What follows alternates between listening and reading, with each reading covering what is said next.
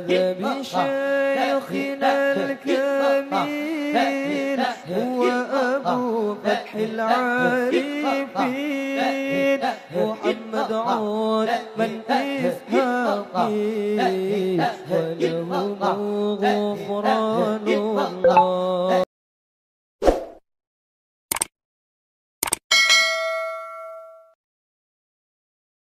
Wallahu alladzi la ilaha illa huwal malikul qudusus salamul mu'minul muhaiminul azizul jabbar,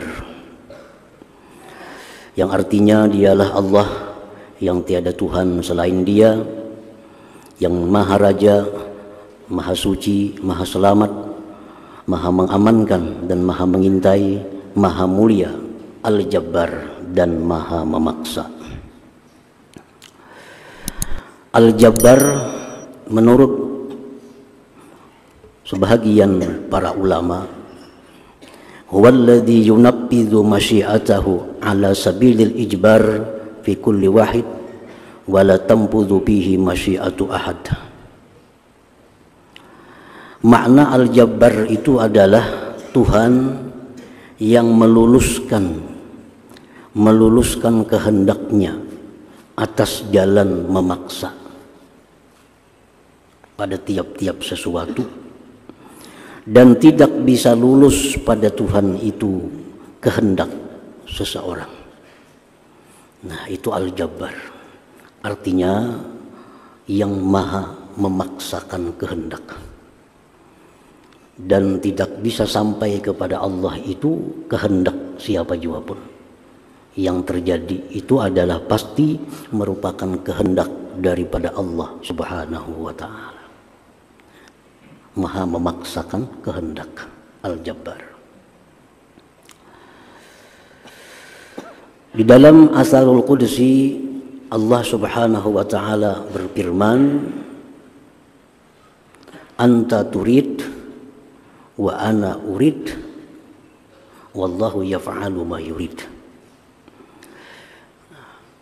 Artinya engkau itu bisa berkehendak, engkau bisa berkehendak itu ini, dan aku pun bisa berkehendak, dan hanya kehendakku jualah yang terjadi itu. Nah, para muhibbin, hadirin hadirat yang dimuliakan Allah, jadi kehendak kita itu bisa terjadi, bisa sesuai dengan apa yang kita harapkan apabila bersesuaian dengan kehendak Allah Subhanahu wa ta'ala. Kalau hanya sebatas kehendak kita dan tidak sesuai dengan kehendak Allah, bagaimanapun kita berjuang, bagaimanapun kita berusaha, maka itu ujungnya adalah sia-sia. Ujungnya sia-sia. Banyak pelajaran dari Allah Subhanahu wa ta'ala di dalam kitab suci Al-Quran tentang pemahaman daripada nama Allah Al-Jabbar. Salah satu diantaranya adalah kisah Fir'aun. Suatu malam Fir'aun ini bermimpi ada seorang laki-laki yang akan lahir dan akan meruntuhkan kerajaan Fir'aun. Dalam mimpinya itu, dalam mimpi Fir'aun itu akan ada anak yang lahir, yang dia itu anak nantinya meruntuhkan kerajaan Fir'aun. Begitu Fir'aun bangun dari tidurnya, Fir'aun mengumpul menteri-menterinya. Dibikin satu perintah ke seluruh penjuru negeri Mesir. Mulai malam ini siapa ada yang melahirkan anak laki-laki dibunuh. Nah, ini kehendak Fir'aun untuk menjaga kelestarian kerajaannya. Jadi mulai hari itu siapapun ada perempuan di negeri Mesir yang melahirkan anak laki-laki itu dibunuh untuk menyelamatkan kerajaan Fir'aun tadi. Jadi ada sana anak laki-laki lahir dibunuh, ada di ujung negeri berita anak laki-laki lahir dibunuh. Nah, dengan ini Fir'aun berharap, berkehendak supaya kekuasaannya itu bisa terus menerus. Tetapi itu kehendak Fir'aun. Kehendaknya Fir'aun. Tidak sesuai dengan kehendak Allah. Ternyata laki-laki yang menghancurkan kerajaan Fir'aun itu justru laki-laki yang ada di istana Fir'aun itu sendiri, yang diasuh Fir'aun sejak kecil, yaitu Nabi Musa alaihissalam.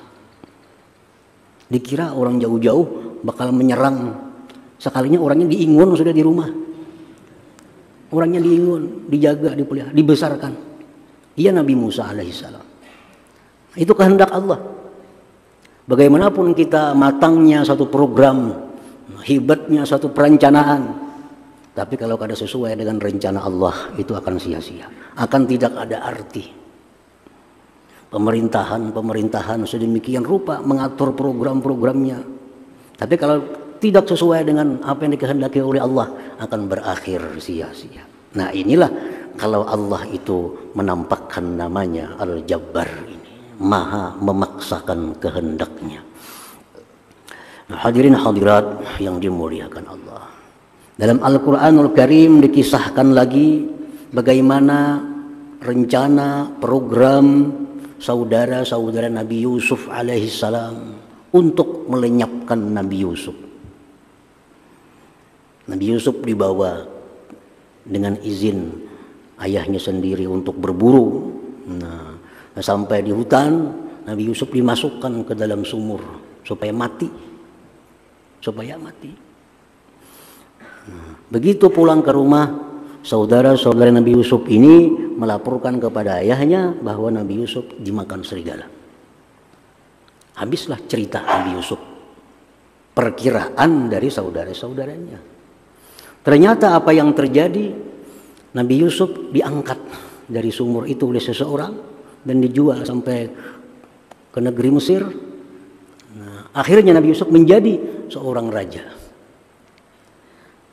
Dan akhirnya saudara-saudara Nabi Yusuf yang berencana melenyapkan Nabi Yusuf tadi mengemis kepada Nabi Yusuf, minta bantuan makanan karena sedang terjadi kelaparan di tempatnya itu. Nah ini rencana manusia. Rencana manusia, kehendak manusia. Apabila tidak sesuai dengan kehendak Allah, terjadilah demikian. Nah, Al-Jabbar yang maha memaksakan kehendaknya. Para muhibbin rahimakumullah. Jadi Al-Jabbar itu sebagian ulama lagi mengatakan huwallazi ajbara khalqah ala ma arad min islamin wa kufrin wa ta'atin wa ma'siyah. Al-Jabbar itu dialah Tuhan yang memaksakan makhluknya atas menuruti kehendaknya. Memaksakan kita agar menuruti kehendak Allah subhanahu wa ta'ala. Baik Islam, baik kafir. Baik itu merupakan taat kepada Allah atau maksiat kepada Allah. Bilal bin Rabah, sahabat besar Nabi kita sallallahu alaihi wasallam. Nah, Bilal ini pada awal mulanya merupakan seorang budak, seorang hamba sahaya miliknya Umayyah bin Khalaf. Umayyah ini berkehendak agar Bilal ini jangan beriman kepada Nabi Muhammad sallallahu alaihi wasallam. Dengan macam-macam cara tuannya si Bilal ini dirayu, dibujuk, diancam sampai disiksa. Tetap Bilal mengatakan tiada Tuhan selain Allah. Dan akhirnya Bilal diselamatkan oleh Abu Bakar Siddiq radhiyallahu anhu dan menjadi seorang sahabat Rasulullah sallallahu alaihi wasallam. Nah, ini kehendak Allah. Allah menghendaki Bilal ini orang Islam. Allah menghendaki Bilal ini orang yang mulia. Bagaimanapun kehendak tuannya, kada akan terjadi. Demikian cara, dibujuk langsung, dibujuk pakai perantara, dirayu segala macam, diancam, bahkan hendak dibunuh. Keyakinan Bilal sedikit pun tidak berubah. Kenapa sebabnya? Karena Allah telah menghendaki Bilal ini musliman, seorang muslim. Nah, jadi rencana-rencana ini gagal total kalau sudah tidak sesuai dengan rencana Allah, dengan kehendak Allah subhanahu wa ta'ala. Hadirin hadirat yang dimuliakan Allah, Yasir lagi contohnya, dan istrinya Sumayyah. Ini orang-orang yang dikehendaki Allah Islam, disiksa, bahkan sampai dibunuh kedua-duanya. Sedikit pun tidak bergisir daripada iman Islamnya. Yasir dibunuh, Sumayyah istrinya pun dibunuh oleh Abu Jahal. Tetap tidak meninggalkan keislamannya. Nah demikianlah kalau sudah Allah menghendaki seseorang itu muslim, siapapun tidak akan bisa menggodanya, siapapun tidak akan bisa merusak imannya. Karena Allah itu Al-Jabbar, Allah maha memaksakan kehendaknya itu. Nah para muhibbin, hadirin hadirat yang dimuliakan Allah,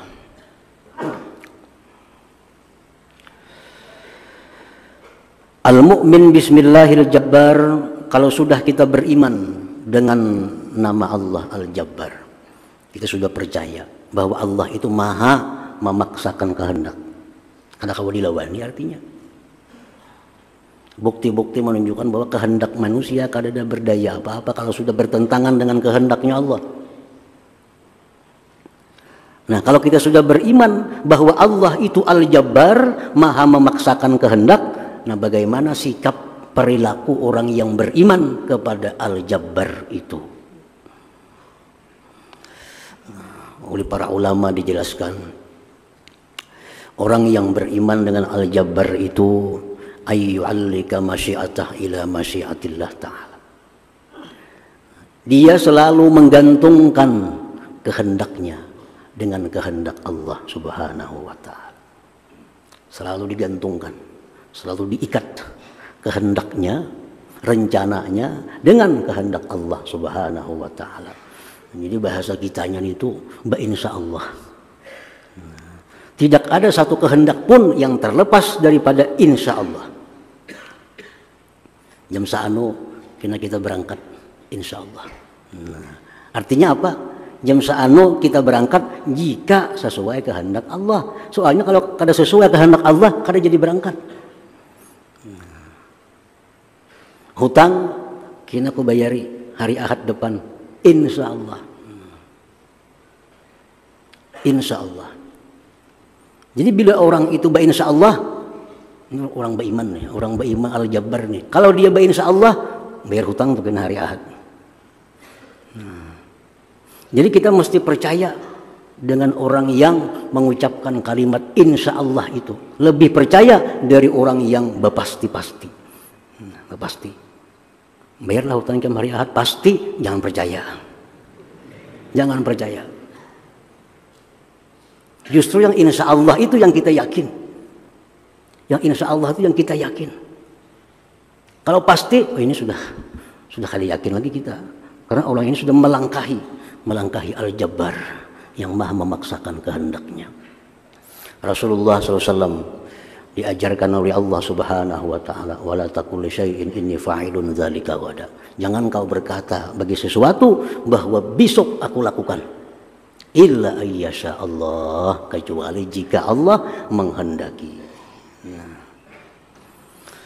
Hadirin hadirat yang dimuliakan Allah, dalam asar qudsi pun disebutkan Allah berfirman, anta turid wa ana urid. Fa idza sallamta li fi ma urid kafaituka fi ma turid. Wa illam tusallim li fi ma urid at'abtuka fi ma turid thumma la yakunu illa fi ma urid. Ujar Tuhan, engkau berkehendak, esok hendak ke pasar, esok hendak ke situ kemari, engkau berkehendak. Wa ana urid, aku pun berkehendak juga. Apabila engkau serahkan bagiku pada sesuatu yang aku kehendaki, aku cukupkan engkau pada sesuatu yang kamu kehendaki itu. Artinya bila kita serahkan kehendak kita ini kepada kehendak Allah, Allah kabulkan, Allah luluskan, Allah mudahkan apa kehendak kita itu.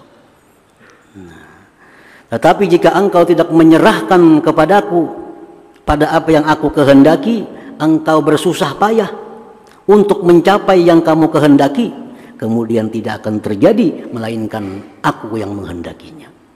Nah, jadi ini semacam petunjuk kepada kita bahwa apabila kita merencanakan sesuatu, nah, kita kaitkan dengan insya Allah, itu tanda keberhasilan.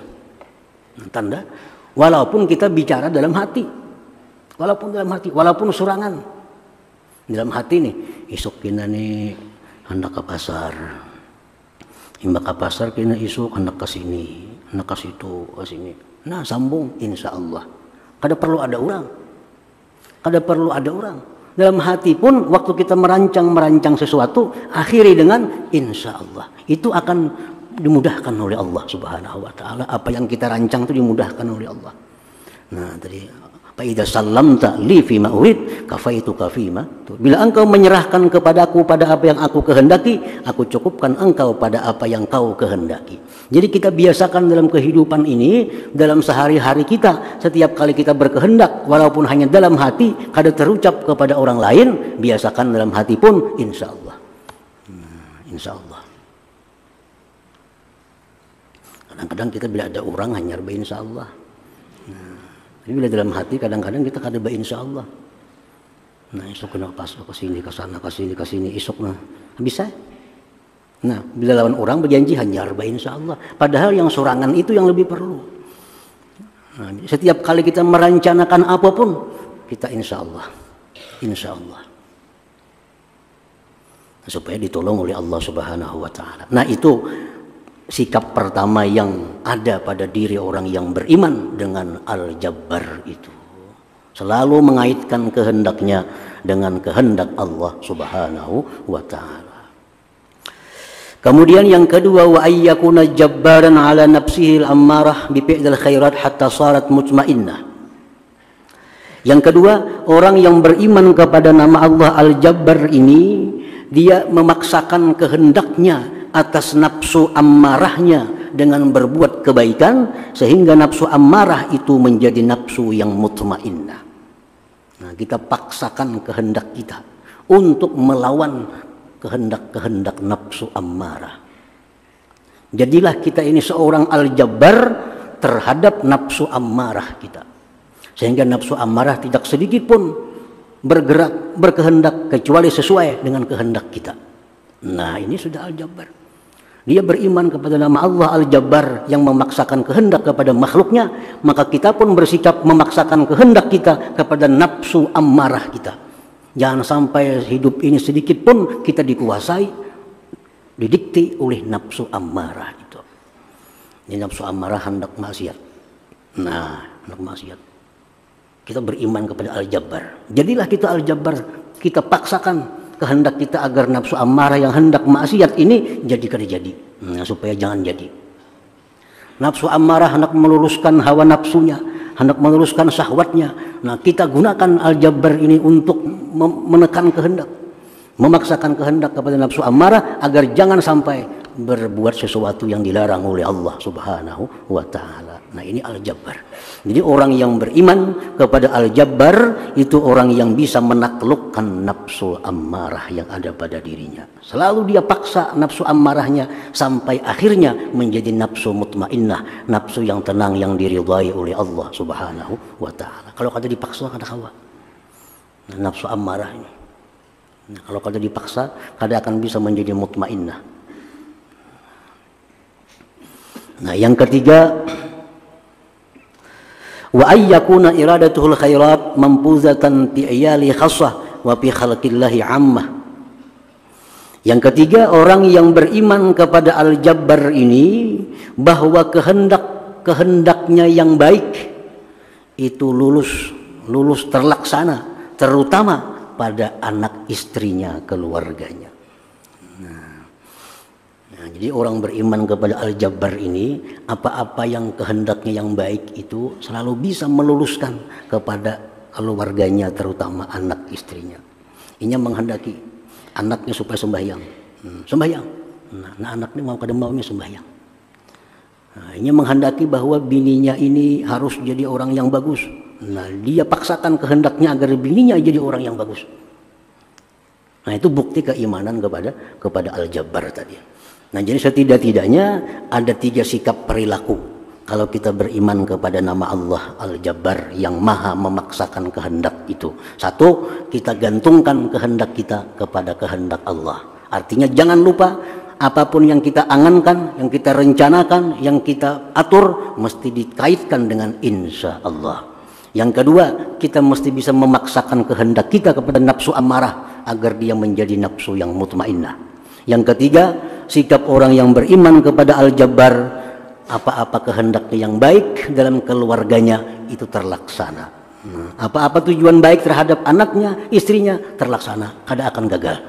Nah, demikian bagaimana cara supaya kehendaknya yang baik terhadap bininya, anaknya terjadi, jangan sampai gagal. Nah, 3 sikap itu didapat oleh orang yang sudah beriman kepada nama Allah Al-Jabbar. Terima kasih Anda telah menyaksikan ceramah dari Kiai Haji Muhammad Bahit. Semoga bermanfaat. Jangan lupa subscribe, like, share, dan komen.